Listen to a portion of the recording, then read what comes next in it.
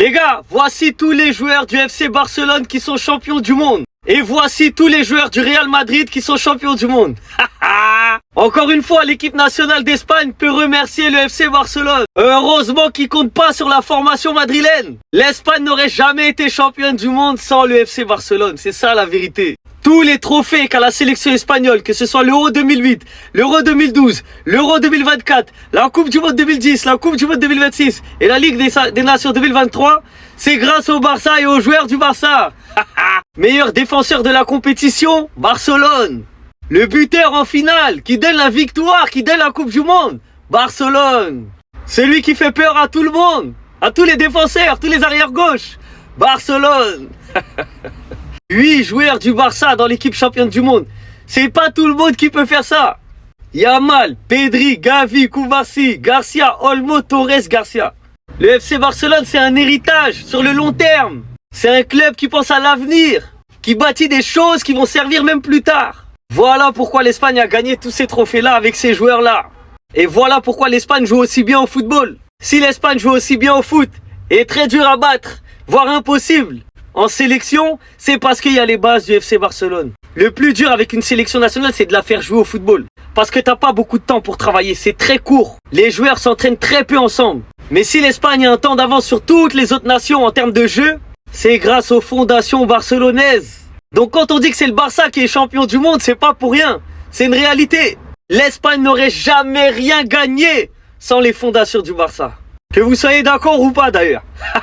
Ah là là, le FC Barcelone, le FC Barcelone, le Real Madrid, le Bayern, Manchester City, le PSG, je vous laisse faire la même photo. Je vous laisse essayer de faire la même photo. Vous êtes obligés d'assumer que cette photo, encore une fois, c'est Made in FC Barcelone. Made in FC Barcelone. Regardez tous les joueurs du Barça qui limite sont tous titulaires en club. Tu vois, c'est pas comme s'il y a des remplaçants, il y en a ils jouent pas, il y en a ils sont réservistes. Non, Koubarsi il joue, Eric Garcia il joue, Olmo il joue, Gavi il joue, Ferran il joue, Yamal il joue. Et en plus de ça, en face, il y avait encore un joueur formé à la Masia, le meilleur joueur de l'histoire, Lionel Messi. Mais le centre de formation du FC Barcelone, tu vois, c'est au cœur du club. C'est au cœur du club. Nous, les joueurs qui sont champions du monde ou qui sont champions d'Espagne, les gars, ils sortent du club. C'est nous, on les forme. C'est nous, on les forme de A à Z.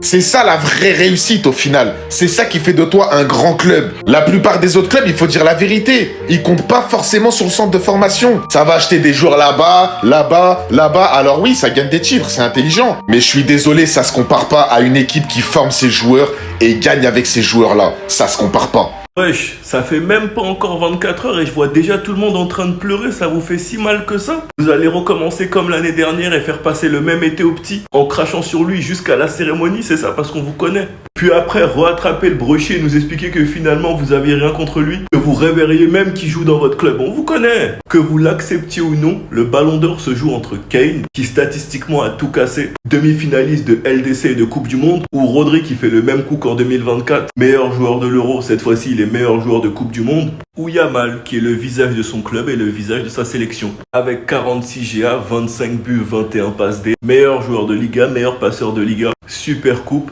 et Coupe du Monde. Quart de finale en LDC. Même si on attendait plus de la part de Lamine statistiquement, son coach le dit lui-même. Lamine a appris à jouer un autre type de football qui l'aidera à mûrir. Il s'est sacrifié pour le bien du collectif, il a fait une excellente Coupe du Monde. Les deux ailiers titulaires arrivent diminués physiquement, blessure musculaire. T'en as même un qui a été 0 fois titulaire. Ce type de blessure, certains arrivent à rejouer au top niveau après des mois même. L'Espagne est un collectif. Lamine était la seule forte individualité en attaque. Donc pendant que chaque équipe se concentrait à le bloquer, ça créait des espaces pour les autres. Et De La Fuente s'est joué de ça.